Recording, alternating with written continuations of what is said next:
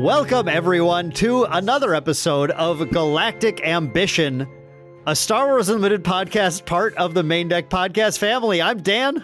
And I'm Jason. And if you actually believe what he just said, that it's actually a podcast, part of the Main Deck, a podcast family, then you're as foolish as we are. But no, we're back for now, this time, right at this moment. Obviously, it's been a while, but, things happen. And we have so much to talk about, and I'm so excited to be back. Like, we're in two different places from recording the last time we recorded. Look at that. That is true. You're in like a dungeon. I moved. Yeah. You're in a kitchen. I'm in a dungeon. That's my possibly whole house. The most inconsistent Star Wars Unlimited podcast that there is. It's probably the best, most inconsistent Star Wars Unlimited podcast, I would venture to say. Yeah, well, I mean, you have to produce episodes to be able to, for people to weigh in on whether or not you're the best or not, right? So then they can't dispute it. True. The undisputed champions. Yeah. But no. Jason, so as you alluded to, it has been 5 months. 5 months. An episode. It has been a crazy amount. There's been a crazy amount of stuff that's happened. You and I are in different locations right now. Mm-hmm. You because you moved. Me because my studio flooded.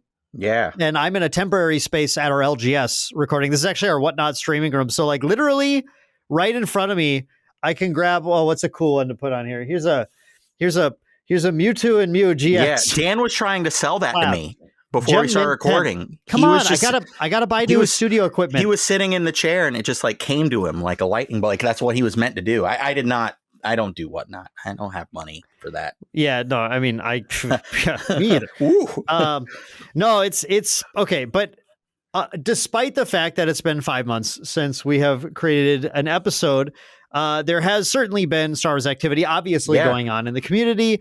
And we're not going to go over like, whoa, the Galactic Championships are announced. Or, no. Really? Yeah, crazy. That's crazy. But we're going to just do kind of like a brief, like, what are the things that have happened? And maybe if we have any thoughts on any of that stuff, we can talk about it. And then I think we're going to talk a lot about maybe Secrets of Power, Force Throw. There's a bunch of exciting things kind of going on right now in the Star Wars community. And really, I think this is just like a catch up episode. We're going to catch everybody up and we're going to get ourselves committed back to this again. We need to stop doing so many other things that are of vital importance too. I know that, you've been jet setting around, judging a lot of stuff or being a part of talent casting teams. And me, it's been such a crazy release cycle. Cause I mean, people who've listened to us and know us, we're both in the TCG space. The last several months has been out of control with sets coming out. Yeah. And it's been nonstop. And that's kind of contribute to the bit of our delinquency to that on top of everything else.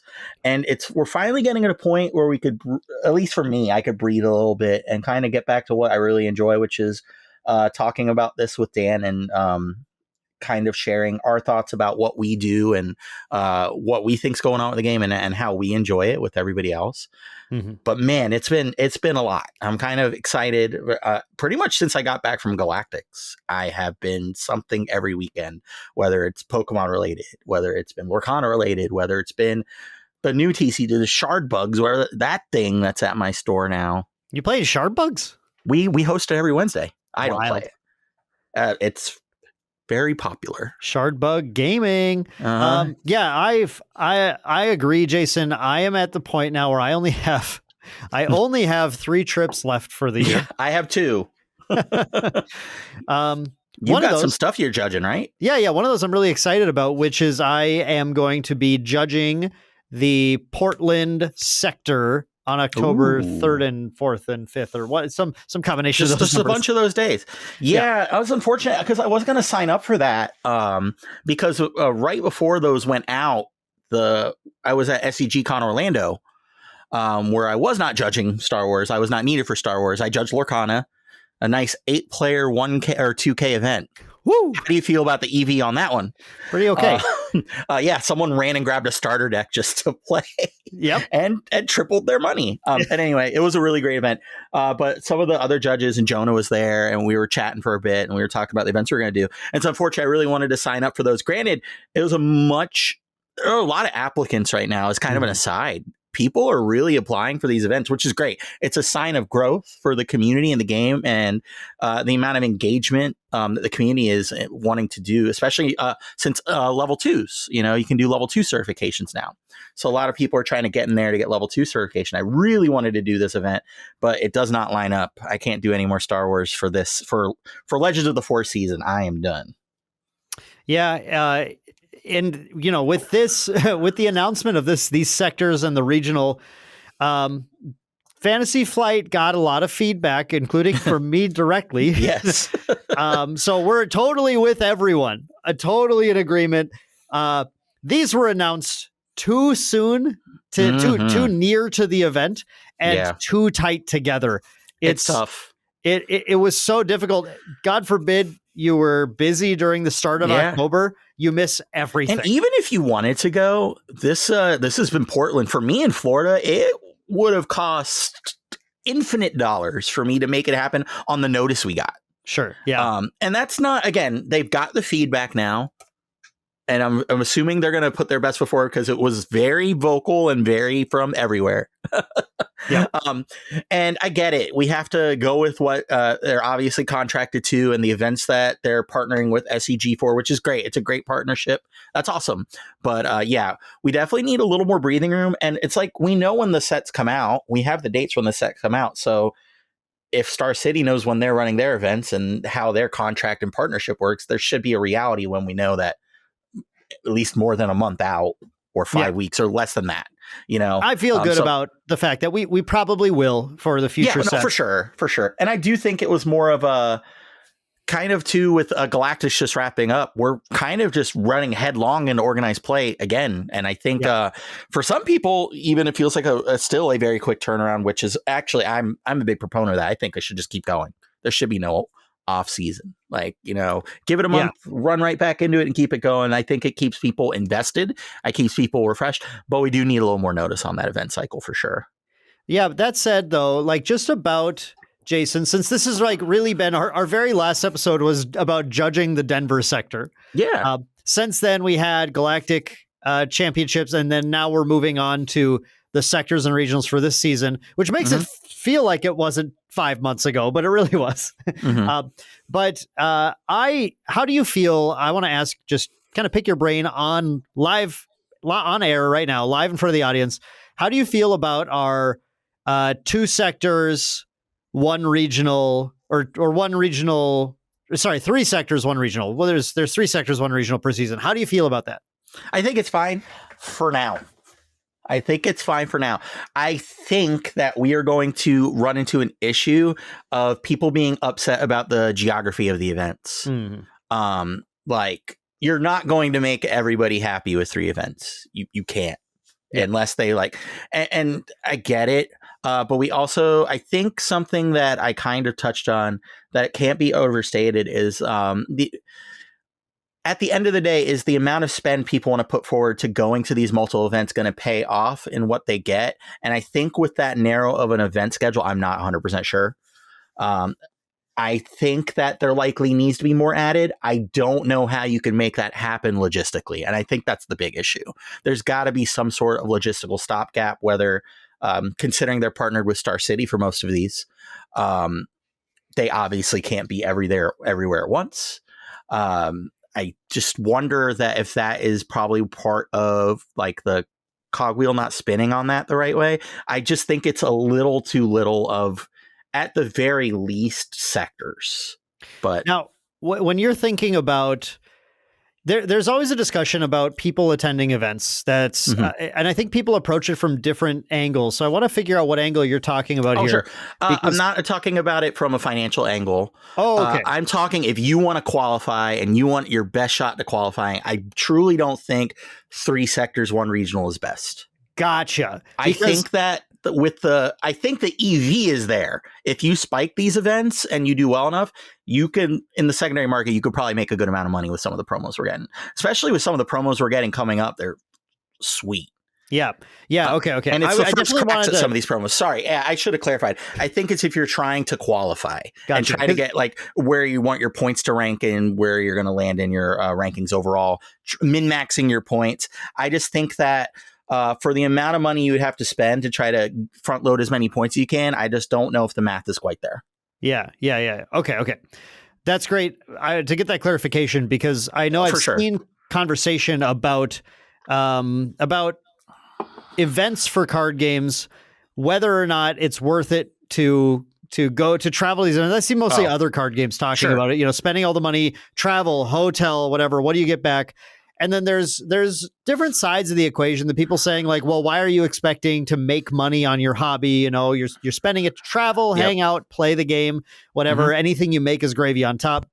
And then we have the other people who go in and say, well, I know I care about qualifying. I care about playing competitively. I travel to these things with the intention of being like a competitive player. And I only travel because I have that chance to get the value back. And if I don't get value back X events in a row, then it's a problem for me. I can't actually realistically be traveling that much. I think it's important to keep in mind there are a number of different angles that people do approach this from. But one of the big changes we have following the Galactic Championship was this announcement that there's now a point system, right? We've known this was going to be the case. The very start, they said in season 0, Galactic Championship is open invite. There's just going to be that day one buy system, but everyone can come and attend. But starting next year, you actually have to earn enough points in order to play in the Galactic Championship. So I think you do raise a really important point, Jason, which is that people need events to earn those points at. Yep. Now they can earn points from planetary qualifiers too. That's true. We didn't mention that, but that is true. And I think I'm going to play a little bit of the other side here and say, like, I think as long as planetary qualifiers are plentiful enough, I do kind of like the sectors funneling people into them to create large events. Spectacle events, right? I think that's pretty fun. I feel like it's a really good point. Making it feel bigger than as big as it can be, right? Like making it feel grandiose and way more important, and having the planetary qualifiers be kind of like your introduction, right? Like your small scale, large scale, local kind of big event that feeds further. I like that too. That said, when you put the two sectors 1 week apart, that's what I'm getting. You do limit the ability for like to maximize the size of each event. Right? You can't. It's really hard for the player base at large to justify going to an event and then the very next week going to an event. Yeah. I mean, you could put that on the good old Star Wars Family Feud board and get 100 out of 100 people, or pull 100 people, and I think that'd be the number one reason why they won't get enough to be able to do that. It's the turnaround time. Like 1 week is maddening. Insanity. Somehow, both of us though managed to go to Galactics followed by Gen Con the next week, but that was like 1 in a million. I will never get that again. I will never try to do it again either. I don't. I think that the work strain was awful. That was not fun when I got back home, and I was tired for like a week. Yeah, it was wild. Even though Gen Con was like fun. That we weren't really working per se. I was demoing a board game. You were. I was doing really good. I was bringing you monsters. You were bringing me monsters. But Galactics, I mean, I felt like that took it out of me. I broke step records that weekend. Yeah. You and then another close friend of ours, Randy, were both judging the event. I, of course, as many people saw, I was very honored to be able to cast it, which was super exciting. Would have loved to do a whole podcast episode talking about that or whatever, but that's gone. So whatever. Check it out if you didn't. It was a ton of fun. I got to cast with Charmer and Doa, and they were just absolute delights. Incredible people, super fun to hang out with. But you guys, man, The judge staff at Galactic, you guys had to work so hard. That was wild. We did. It was a lot of fun. It was an exercise in customer service. Yeah. So if you were a judge that came from a background of customer service, you probably had a great weekend. I had a fantastic weekend. I have no complaints. I had a lot of fun. I interacted with so many people. Whether the interactions were positive or negative were to be decided. I'd like to think most interactions ended positively. Obviously, everyone knows about everything that happened that week, and we don't need to touch on that. We have lessons to be learned and learned from in logistics, but overall, I think it was one of the greatest experiences I ever had in terms of a TCG community kind of event. It was a lot of fun. I met so many really cool people that listened to us, and they're like, "Oh yeah, you're Jason," and I'm like, "Oh yeah." They didn't say, "Oh yeah, you're on that thing with Dan." I was like, "Good, yeah, take that." Wow, Jason, you have actual recognition now. Yeah, and they're like, "Whatever, go get me in a side event right now." No, it was really cool. It was a lot of fun. Vegas was very overstimulating for me. I don't know how I felt about that. On an aside, that's a lot. There's a lot going on there. Yeah, Vegas is a pretty crazy place, but and we didn't go see Backstreet Boys. No, but we saw a lot of people who did. We saw a lot of people who did. The just absolute flood of people dressed all in white. It was wild. It was like a cult walking by every single night. Yeah, it's like that Heaven's Gate thing. Yeah, that was crazy, dude. That was nuts. But I want to say that, like, while Vegas is crazy and overstimulating, the Venetian is a nice hotel. I liked it. The only thing I think I didn't like is there are a couple casinos and hotels that are non-smoking. I wish that was one of them. Sure. Just because I'm a big baby and it's gross. No, I agree. But, other than that, the accommodations were great. Like, oh my gosh, I was plenty of really good places to eat for food. That one place I kept going to, the Grand Lux or whatever, that place was great. I ate like 15 times there because of all the free room food we got because of how cursed my hotel experience was. Do you want to, like, is this a story time or do you? Yeah, I could do that real quick. So we, as judge staff and the talent, I know you were at the Venetian as well. Yep. We were put up at the Venetian, nice 5 nights, wonderful hotel. The suites. Excellent. The suite was awesome. Yeah. Loved my room. Well, night 1, I get there, I go to check in, and it's, you go to knock on the door, or not knock, we go to open the door, and someone's in our room. Like, just in our room. Like, we go to open the door, and someone pulls it open, and I'm like, whoa. Come to find out, the concierge gave us the wrong room. Like, we were supposed to be a complete other floor up. So, not to mention, we had this guy, like, furious at us because we went inside the room. So, well, they gave you the card and said it's your room. Yeah. But the guy inside was like, he was asleep. We got there so late. The guy was like, we were like waking somebody up. Like, I don't know. It's scary. So we got downstairs, finally get our right room key, go to our room, turn they have the TV on, says like, Bienvenue, Jason Toro, great. Flips to a warning. From the hours of 12:30 a.m. to 4:30 a.m., there will be no water. You have no water. So we had just flown from Florida all the way there, got to the room. Come to find out, like, if you want to take a shower, we have rooms on this floor that you get to go to take a shower. Wow. Great. So that was really cool after all of that. Had we would have got to our right room on time, we would have got there before the water went off. We would be able to take a shower. Sure. All right. Cool. All right. We're there. Everything is great. Wake up the next morning.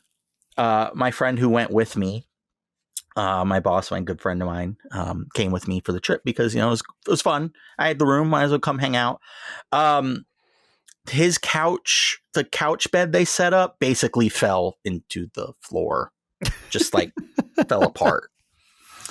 He was basically sleeping on the floor. Suffice to say, we got $450 in free room credits to use on food and entertainment. And we made a very concerted effort to get through. We finally got to the end on Sunday night. I was trying to get everybody to like, hey, come meet me here and we'll go get drinks or we'll get food because I had all this stuff. It was just a very cursed beginning, but it paid off in the end. It was an experience. But man, the hotel itself was great. They were very accommodating with all of the I'm typically cursed. Like the running joke in our friend group is I'm pretty cursed, but this is like the first time the curses were like working in my favor in a sense, where it's like I was falling upwards instead of falling down the stairs. So that was the hardest part of the Galactics experience, not the running around like a crazy person trying to feed the snake line, like the cell phone game. If everyone remembers the Nokia cell phone game Snake back in the day, that was your experience in the prize wall line on Sunday. Yeah, everyone here knows what a Nokia cell phone is.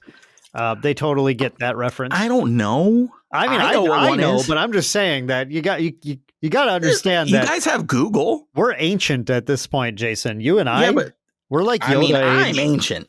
You're not. I'm ancient now. You're like aged into a whole new decade. You're 4 years older than me. Yeah, but I'm still older. Yeah, and true, wiser true. and wiser, and definitely wiser. Definitely wiser. So yeah. Okay, so yeah, Worlds, right? Galactic Championship was a blast. It was super cool. You had a wild time, but you got a lot of credit and you got to get a lot of good food. I'm really pumped personally, even though I agree with I'd like if it was a non-smoking casino, but I'm really pumped that they announced that it is at the same location at the same time next year. That's so awesome. Yep. I plan to be back. Obviously I would love the opportunity to cast it again. It was just so much fun to cast Galactics. If not, I'll be on that judge staff, baby, joining you, running around all day. Yeah. And you seriously crushed it, buddy. You really did. Oh, thank you. Like, I don't know if I told you this. I meant to. When I got back home, my locals were all like, "Oh man, when you and Dan going to talk about Galactics? He did such a good job and all that stuff." I said, "Probably never, but thank you. I'll tell him." It's because I came back with like I gave everybody pretty much all the free goodies I got. I came back to my locals and I created like a prize wall experience, and like I was like, "You guys get this, you guys get that." We just actually did an event where the winner got a convention droid pack because I had the extra one that we ended up getting. Wow. And just I really wanted to make it about them not being able to go, because a lot of people they're very passionate. They're more passionate than I am, because they know about a Star War. Me, I am. Yeah. I'm not, they're like in it. So I came back and I was like, guys, it was a lot of fun. They're like, yeah, and Dan did such a good job. He's so knowledgeable. I'm like, he's fine. No, I'm kidding. It was so cool because like that to me in that moment, I was like, oh man, that's like, he really went and did that. And like when we were talking about it, we were really pumped. When we knew about everything that was going on, we were like stoked for you. And we knew our friend group knew you were going to crush it. But to hear other people talk about it and how cool it was to see you do that, I was very proud. I was like, that's so sick. Thank you. Yeah, it was so like, just like behind, to pull the curtain back a little bit, I guess. I think a lot of people, it's not like it's a mystery or surprise or anything. I haven't been involved in commentary for Star Wars Unlimited. Right. To the same degree as other content creators who have been, grinding at it for a little bit. Actually, it was after Galactics, I got invited into Late Night Gaming. I think has a Discord server where they have an area where a lot of the people who do casting share knowledge and resources and help, that's cool. Find people to cast things and stuff. So then I got invited after Galactics. They're like, hey, maybe Dan should be in there too. Which is really cool. And just, it's been cool to kind of watch. I've been mostly lurking, but just seeing everything that they've built up, and it's pretty incredible. Because a lot of the sectors, or all of the sectors, are being casted, by this community, by the content creators who are just setting up their own streams, running their own streams. So it's crazy what they're doing, because they're doing their talent, they're doing production, they're doing advertising, they're doing all of this stuff for their own streams, which, Jason, you and I tried with the Sith skirmish, but that was a lot of work. That was a mental skirmish. I thought it was a lot of fun, but it came with pratfalls I think you and I both did not expect. Yeah, there's that we didn't really account for. Yep. It'd be fun to do it again, but it was a lot for you and Randy were like saints with the amount of stuff you had to do. Like that was a Corgan lot. too. Corgan too. was Corgan really, TO, yeah. You guys really. I do think if we were to revisit something like that, I think with our experience now and understanding how many plates we might be spinning, it'd probably go a lot better. That's not to say it's around the corner or anything like that, but those are the kind of things that, you know, are cool. To your point, it's really cool that the community is putting themselves to be in that position to bring this content to people that otherwise they wouldn't get to see it.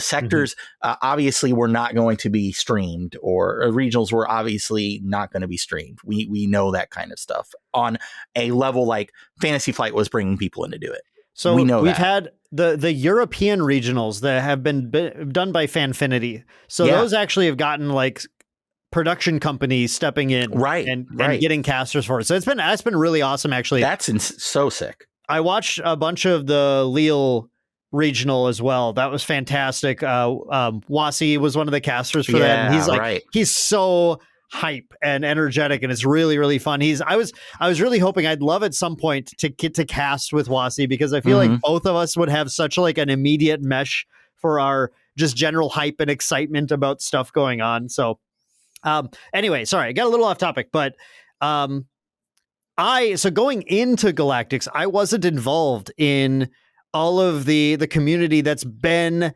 casting sectors, casting regionals in some cases, PQs, all that stuff. Right. So I went into Galactics, you know, I do, just so people know, you know, I do professional casting, but it's been largely Grand Archive that has hired me a lot this year. Actually, I've casted a lot for that game. And so I have experience working with a professional company doing production, but I went into the Star Wars one just as kind of like not an unknown in the community, but just someone who hasn't been directly involved with casting. I'm certain that there was, everyone's so nice in the community, so I don't read it anywhere or anything, but I'm positive there are people who have been grinding those casting gigs who are like, you know, what about me? Sure. No. And that's valid. Yeah. You know, that's valid. But, you know, you have a body of work that obviously outside of, you know, Star Wars, and obviously what you contribute to Star Wars. I mean, honestly, look at your Let's Play, Learn to Play video, dude. Like you have the chops. You know what you're talking about. You know what you're doing. Sure.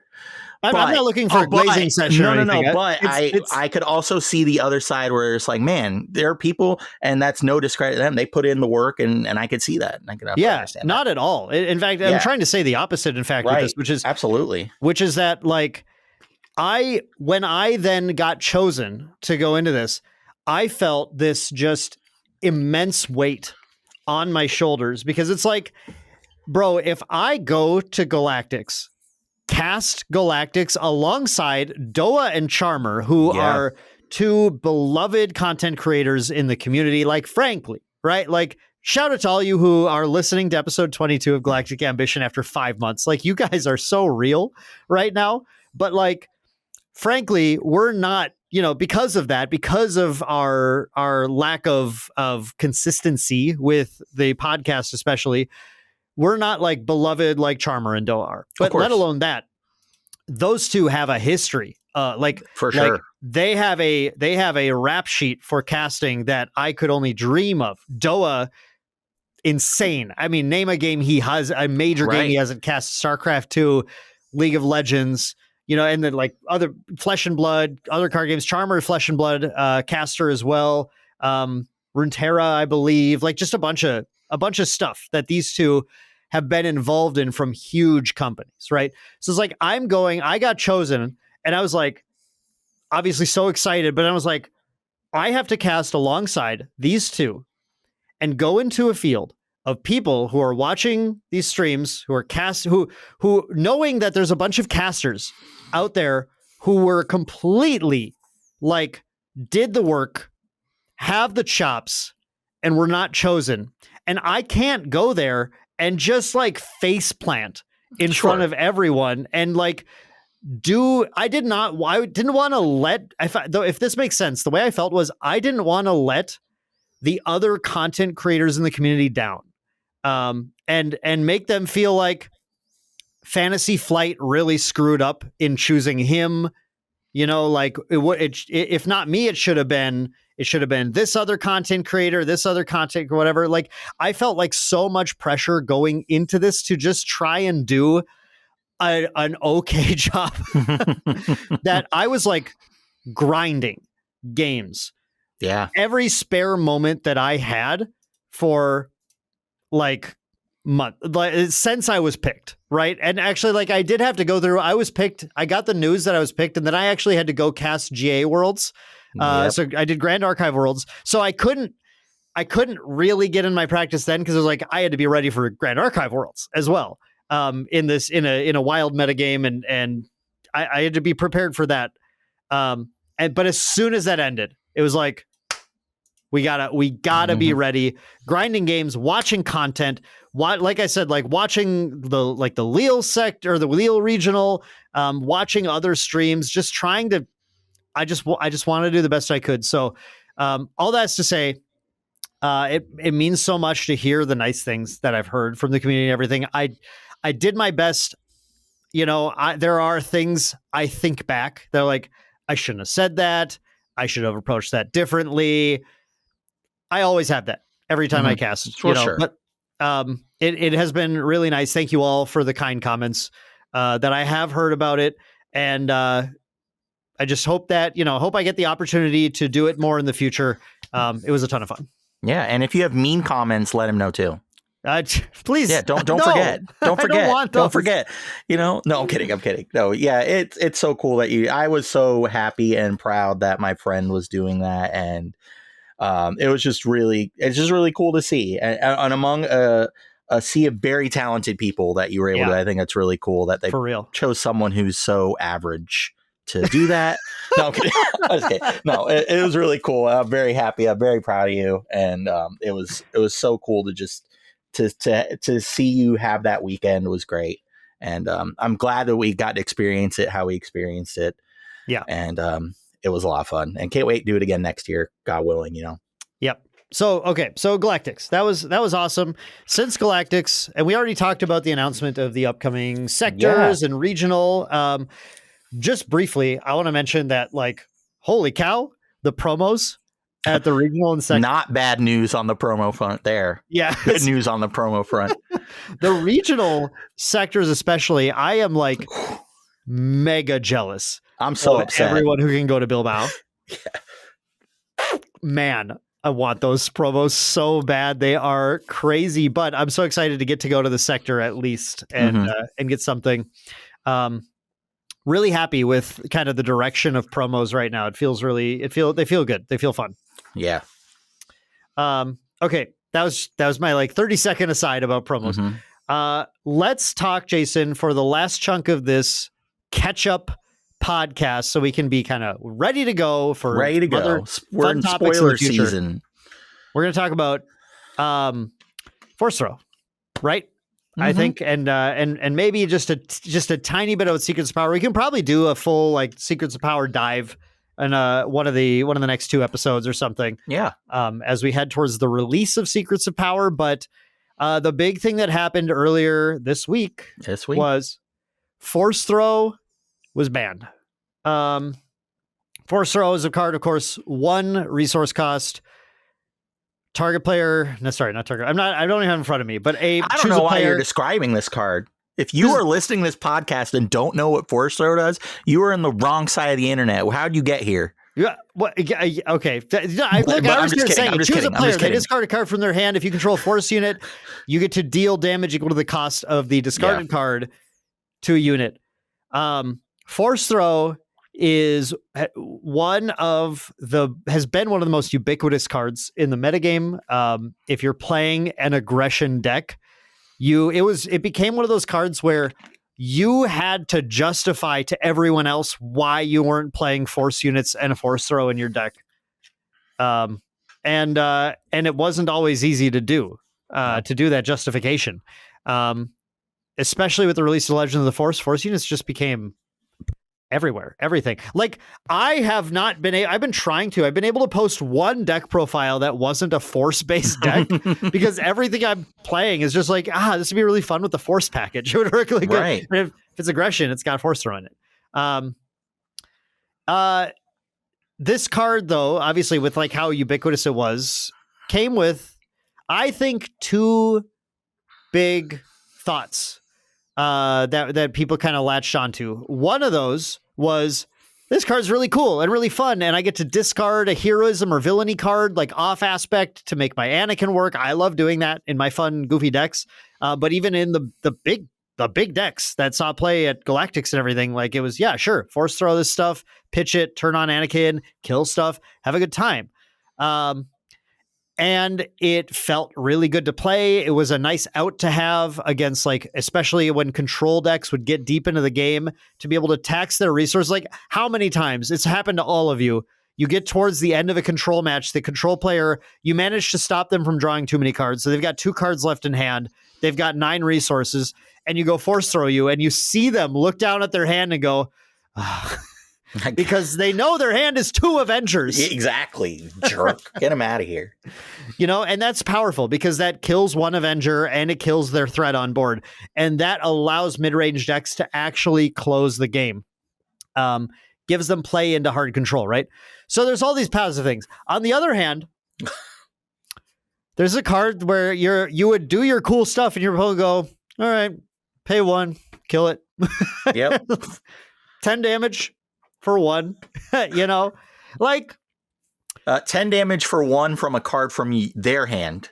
Yeah, I mean, which is the Christmas land, right? Like, that sometimes happens.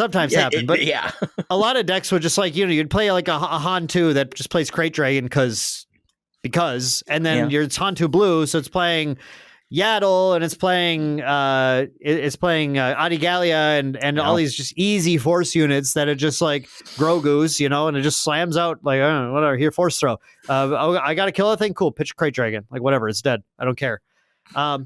That obviously never felt great. So Jason, with that setup in mind, it's time to it's the internet. Put your opinion on the line. Force throw ban. Good or bad? Let's go. Good, even though I don't like it. Like, I know it's kind of a wishy-washy opinion. It is. I think well, I don't care. It's the internet. I get an opinion. So do you. Okay. I honestly, it needed to go. I love force throw. I've had it in, if I'm playing a deck, it has force throw in it. It does way too much for the amount of effort you have to put in the card, especially now. The deck building restrictions behind force throw are next to none at this point. Mm-hmm. I think that's the biggest problem with force throw now. If for some reason we didn't get a set that was force centric, maybe it would stay. But force throw has been a problem for a very long time. It's just been exacerbated because of the newest set, obviously. I don't think discard a card from your hand that may kill one of your units for 1 resource is a card that should not be in the game. It's just, that does way too much stuff on a deck building restriction that is now not really a thing. Again, there are so many units that just have force on it that are just generically good. Like, that you're going to play it anyway. Yep. So I just think it was just it flew too close to the sun and will rest well, sweet prince. I will miss playing it, but you can't convince me it's a card that I think should have stuck around. So I'll say this. I think that it was remarkable how interesting the metagame was despite force throw existing. Absolutely. There have been lots of playable decks. Force throw decks definitely were some of the most playable. But despite that, the metagame has still been interesting, has still had a number of decks that you could play that were not force throw based that could play into them. And then a huge variety of force throw decks that ran force throw that could be quite effective and quite good against each other. So it's one of those cards where, like, And you could tell in the article about it where they described it, it's like everyone there thought like, it's not like we're banning this because it's ruined the metagame. Sure. But the metagame definitely, did revolve around access to force throw for a lot of decks. And I personally think, not knowing everything in Secrets of Power, we might have been able to ride out until rotation. Sure. That's really close. I think that's my only thing, is like the only thing really holding me back is thinking like the metagame wasn't like bad. And maybe Secrets of Power is going to be interesting enough where it would sort of bring balance to the force throw. A little bit, right? It worked that in there. Yeah. But just by saying, okay, here's a bunch of cool new synergies that you can look at and mess around with. And then some people go, oh, maybe I don't need to run force throw. Maybe I'll play this. But maybe I'm wrong, right? And maybe it's just like, well, they're cool, but force throw is better. Mm-hmm. And if force throw is drastically holding back Secrets of Power from being interesting, then get it out of here. Get out of here. Because we'll talk about it probably in like next episode, but Secrets of Power, I'm like really excited about this set. Without digging too much into Secrets of Power, I am really pumped. I actually think Plot and Disclose are super sick. Like yes. I think those are some of the sickest mechanics we've got in a while. I think that yellow leader is the Deb or whatever. Deb. Yeah, Deb. Whatever. Deb is my favorite Star Wars character. Anyway, I'm trying to get at the red one, Dedra Miro. Thank you, that one. Oh, I want it. Oh, I'll tell you why I was thinking yellow, because if there was a plot card that discarded from your opponent's hand on her flip turn, she'd be like crazy because of her raid trigger. That's why I'm literally thinking, like we were talking about it today before I left work, building her red yellow. If yellow gets a plot like at 4 that says get a card from your opponent's hand, like do something cool. In general, Plot and Disclose, I'm super excited about it. We could talk a whole bunch load about Secrets of Power coming up. The leader design so far is really spicy across the board. There's some really crazy stuff that I think is really cool to explore. We'll come back next week, I think, or in 2 weeks. Next episode, 2 weeks, not 5 months, hopefully. And we'll talk about all of our other things about. My camera's going wild. You're back though. Yeah, I'm back. Cool. That's fun. But we'll talk about all of the things about Secrets of Power that are super exciting us. But yeah, for now, the other thing about Force Throw, just speaking of Disclose, is the fact that it does put hand pressure on the opponent for so little cost. And like Disclose is a mechanic that's reliant on revealing cards from your hand. So I think some people said online, oh, it makes Disclose unplayable. I was like, come on, that's not true. You're already going to play the cards you're disclosing anyway. Like, I wish I would have read that argument. I would have loved to comment on that thread. You're discarding one to make your opponent discard one. That's not making Disclose unplayable, but it is putting pressure on it. Like Pillage is going to do a lot more into Disclose than Force Throw is. That's actually spending one card to get rid of 2 and like putting you up. Real quick, because I never spring questions on you. Real quick, pre next set metagame, what are the ramifications of losing Force Throw? What does it do to the meta in the short term? Yeah, my thoughts on what we're going to see here are, I do think that hard control is getting a little bit of an easier time now. Okay. For one, just because now there are fewer things that can actually directly answer their endgame threats. If hard control can stick that reinforcement walker, stick that Avenger, stick that Yoda or something, that becomes like a pretty tough game for mid-range to kind of turn around. But I think I think people are pretty in on that. And that's I think not the whole story, because the thing that I think is the bigger issue is that Force Throw is primarily used in mid-range decks. Decks like Quinlan obviously are like, they love their Force Throws, but Talzin's another just like premium mid-range deck that we see using that combo decks. That it's like Kylo's not really mid-range, but like that combo style. Kylo's a weird deck. It goes like between all three, I guess. So maybe it's technically mid-range, but obviously like really relies on those Force Throws to just control the amount of damage he takes before he dies. And anytime we're talking about a mid-range deck trying to control the board to win the game, that is because they need to do that against aggro, or aggro kicks their butt, right? So my biggest concern is that, like, yeah, I think it might be open season for Sabine, who can go faster than control decks. And if mid-range is missing the tools to answer Sabine and similar aggro decks, then we might see the rest of the like PQs in the season have a slant towards Sabine. I don't think it's going to be like big. I don't think it's like, wow, Sabine wins everything. No.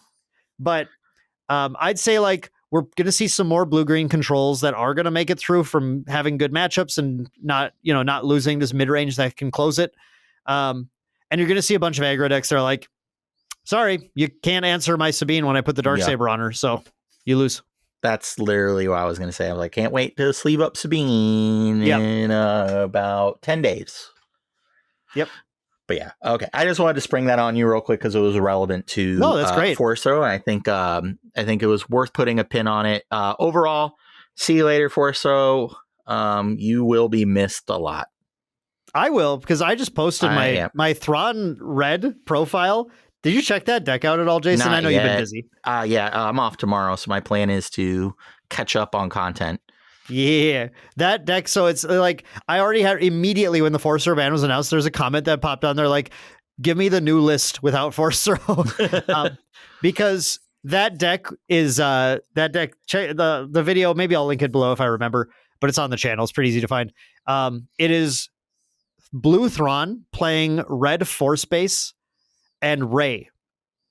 So the whole idea is that you're using Owen Lars to search the top 10 cards to find copies of Rey to trigger Rey, and then you Force Throw the Rey to then turn on your Anakin, right? So it's kind of a Rube Goldberg deck. Yeah. But it's like I played it at locals last week and destroyed. It's super sick. It's fun. Actually like pretty solid. So it's really, really fun to play. If you're a Thrawn fan out there, I'm going to keep posting Thrawn decks as long as I can. You're going to play that heroism ship? The undefeated one? That was my tweet right away. I said, if you think something as insignificant as a heroism aspect is going to stop me from playing this in Thrawn, you're insane. Bro, this dies discard 4. Get out of here. Let's go. Try disclosing this. Disclose these. Yeah. Oh, man. Yeah. There's so much. That's a cool Secrets of Power thing I'm excited about. Absolutely. Yeah. Thrawn's an official, so I expect to have some spicy Thrawn. I'm so happy for you. That's gonna be fun. But yeah, it's all gonna be a Force Throwless environment. So I'll try doing some updates to some decks before we quite get to Secrets of Power deck lists. But it's been really fun. I've been really having a lot of fun just focusing on off meta, like goofy fun decks. That's been kind of my thing. I really enjoy it. And but from the leaders we've seen here at Secrets of Power, that's not stopping anytime soon. I'm really excited. They're so cool. I'm tired of the vanilla cookie cutter. Your units get this. Stop that. I want do more of what you're printing on these leaders right now. It's just so fun. Yeah, it's just fun. Yep. But that, Jason, is probably a good place to put a pin on it for today, right? Yeah, I think that was good. Do y'all feel caught up? Do you feel caught up? I think we covered about everything. Yeah. I think so too. We'll have to just leave it here, I think, but swing back in 2 weeks. This is the return of Galactic Ambition. We're going to do real this time. Everything we can. We're recording really late just to make sure this happens because my work schedule is dumb. So I appreciate Dan being able to do this, but I'm really excited to be back doing this. It's a lot of fun. Yep. I can't wait. Jason, why don't you just audience, let us know what you think down in the comments below. Of course, we'll call to action for you. Leave a like if you are excited for the return of Galactic Ambition. Subscribe to the channel if this is your first time finding us and you're like, wow, cool, a podcast that posts every 5 months. Finally, the podcast That's for my me. Favorite thing. And if there's anything you want us to talk about, we love to talk. It's very evident. What is it evident? I mean, when we do talk. Okay. I mean, we talk a lot outside of like webcams and microphones. We talk all the time. We do, but they don't know. They do now. They'll find out in 2 weeks when we are true to our word and we come on and it'll back. probably be a lot of secretive power secrets. Indeed. Like, you know, like, remember those shows back in the day where it's like magicians, oh god, like just now, like how you disappeared. Magicians reveal their secrets. It's like that. It's gonna be like that, but with secrets of power. Probably. I mean, how can you not tune back in? How can you not tune back in? But yeah, it was a lot of fun. I had fun. My cat had fun. She is stuck behind her new cat house. So that's a good stopping point for me. So for Dan, I am Jason. Thank you guys for listening to Galactic Ambition, part of the Main Deck podcast family. And we'll see you guys in 2 weeks. I promise. Bye, everyone. Bye, everybody. Be well. Take care. All right, Sabrina, I'm coming. You didn't do the butterfly thing. Oh, well, yeah, because my cat's stuck. Okay, bye.